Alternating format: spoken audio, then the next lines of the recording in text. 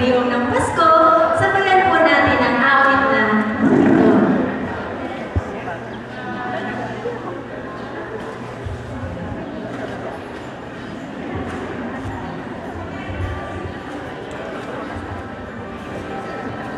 Alam po natin na ang Pasko ay season of hope, of love, and joy. At syempre, paalala ng kapanganakan.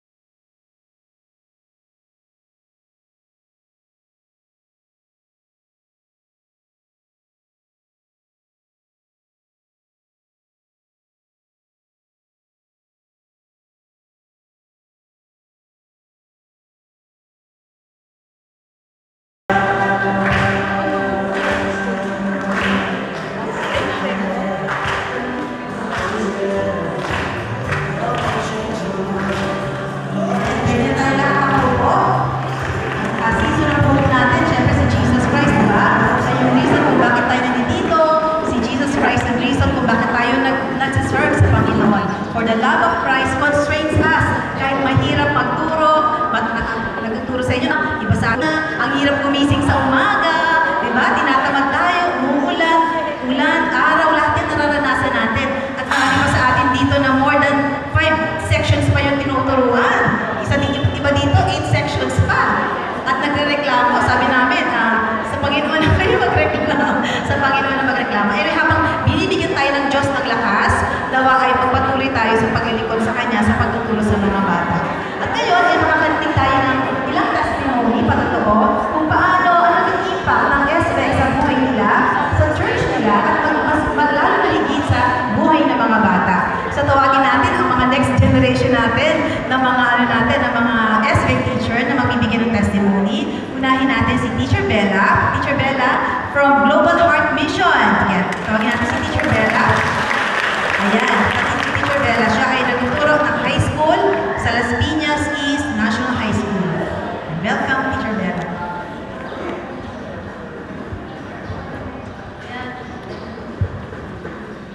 So, good morning po sa lahat. My name is Teacher Bella and nagtuturo po ako sa Las Piñas East National Senior High School, which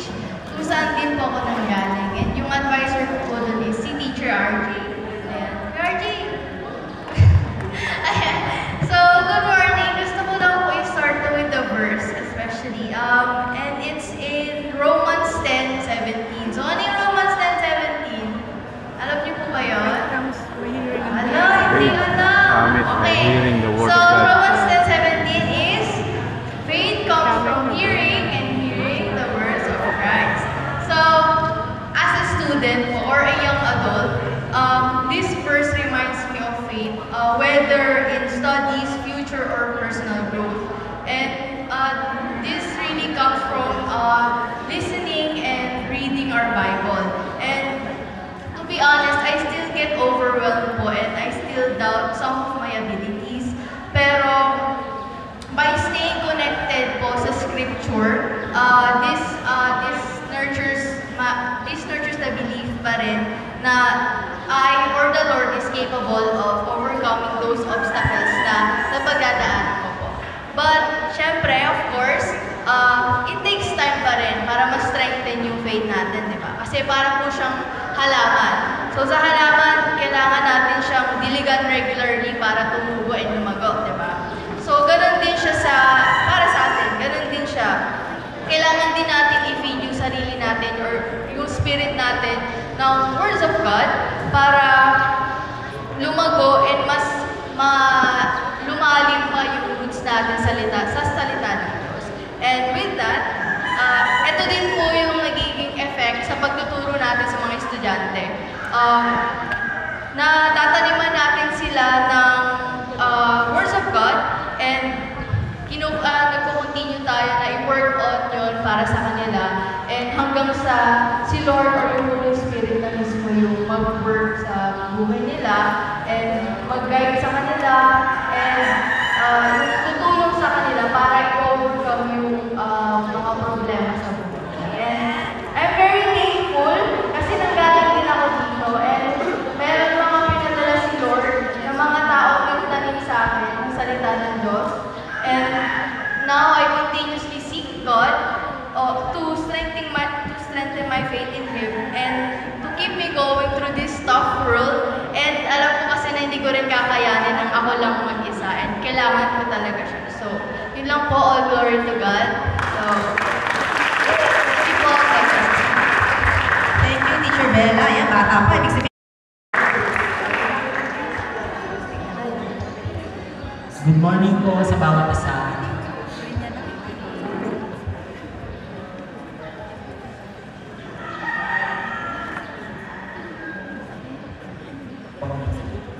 Kagaya po ni Teacher Bell po, kung saan po ako nag-aral, doon din po ako ngayon nagtuturo sa Verdun po. Ako po si Alras Di Calul from Ever Increasing Base po, Manila. Sa tapat lang po kami ng Robinson. Grade 6 po ako nang may nagturo po sa akin na respect teacher. Gusto ko lang po i-share testimony po na paano po nakilala si Jesus. Nagsimula po ito ng grade 6 po ako. Yung grade 6 po, active po halos lahat ng mga classmates ko. Nakikinig po kami lahat kay teacher. At habang tumatagal po, ay in-invite po kami sa Good News Club. At ginaganap po ito tuwing Sabado. At sakto din po, maaga din po yung uwi namin tuwing Sabado sa school. Kaya pag out po namin sa school, diretso po kami ng Good News Club. Malapit lang po ito sa school namin. Yun po, gusto ko lang po i-shout out kay Teacher Claire, akin pong teacher. Pinag-teacher Lord po. Ito po, pasensya na po marami po akong gusto sabihin. Nang araw po iyon, marami po ang dumalumula sa amin sa iba't ibang section sa Good News Club. Sobrang saya po ng araw na iyon. Dahil magkakasama kami mga magka-classmate, parang pakiramdam po ay birthday party lamang. Ang pakiramdam, merong drums, gitara, at may palaro din. At in time po nun ay grade 6, syempre po, ganalong-ganalong po sa mga palaro, kumaga, energetic po. Nang tumagal po, halos ilang buwan din, madami pa rin ang uma-attend hanggang sa kami po ay ilan na lang ang natira. Doon po ay sinama na kami sa youth. Dito po ay unti-unti kong nakilala si Jesus at hanggang naintindihan ang salita ng Panginoon at dito ko rin po tinanggap si Jesus bilang tagapagligtas ng Panginoon ng aking buhay. March 30 po ito, 2016. Dito po ako lumalim at nagpatuloy sa gawain. Nagsimula po ako bilang usher at habang nagpapatuloy po ako sa gawain, nagkakaroon po ako ng challenges sa buhay. Dahil po Islam po ang buo kong pamilya, kailangan ko po ito itago habang nakatira ako sa kanila. Kaya po minsan ay nagtataka na rin po sila dahil every Sunday po ay maaga akong maalis at nakikitang excited pa ako. Yun po no, dahil po nagtagal na napabilang po ako sa music ministry ng aming church. At ng 2019 po ay napabilang na po ako sa SPEC teacher. God is good po talaga. At sa akin pong grade 6 SPEC teacher, Teacher Claire Berongay po. Thank you Jesus po talaga. Nakakatuwa po na kasama niyo nakasama niyo na po kami ngayon sa paglilingkod po at sa pag-share po ng Word of God, sa pag-outreach po at sa pagtutulong po sa school. Si Teacher Claire po yung asawa po ni Pastor Christian. Nagpapasalamat po ako na ginagamit po sila ng Diyos sa pagiging instrumento po upang lumalim po pa ako sa pagkakilala sa Panginoon. At sa hindi ko makalimutan ang verse na ito rin po yung tumibig ko yung puso ko paano ko nakilala si Jesus. John 3:16 po. Yun nga po, for God so loved the world that He gave His one and only begotten Son, that whoever believed in Him should not perish but have eternal life po. Tunay nga po na napakasarap ipamahagi ang good news po. Share ko rin itong napakagandang verse po, Romans 5:8 po. But God demonstrated His love toward us in this while we were yet sinners, Christ died for us. Thank you Jesus po dahil namatay siya sa atin sa krus. Baga, yun napakahalaga po nun na nagpagaling siya sa mundo, pero ginawa niya pa rin po namatay siya para sa atin. Baga, ito kailangan gawin ko ito para sa atin. At ngayon po, bilang isang SPEC teacher po, malaki po ang naging impact ng ating pagtutulong po sa school. At katunayan nga po ay may ilang estudyante po na may nanghingi po ng Bible. Sa tuwing oras ng aking klase po, aktibo silang nakikinig ng salita ng Diyos. At marami po silang mga tanong na nagpapatunay po na gusto pa nila makilala si Jesus. At ito po yung pinaka-nakakatuwa po sa lahat. Kapag tapos na po yung klase ko, nagtatanong po sila, Sir, kailan ba yung sunod na pasok nyo? Yung excited pa, yung paglabas nyo po, pero mas excited pa sila sa susunod na papapakinggan po nila. Thank you, Jesus po talaga. At malapit na po ito.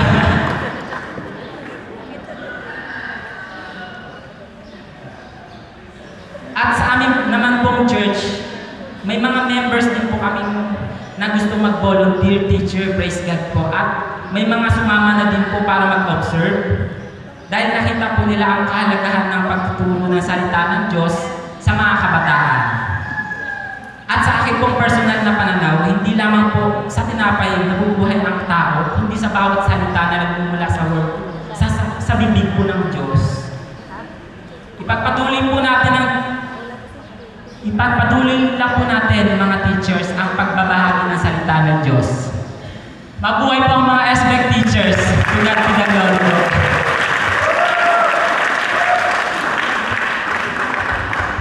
Thank you, Teacher A. So from Teacher A, from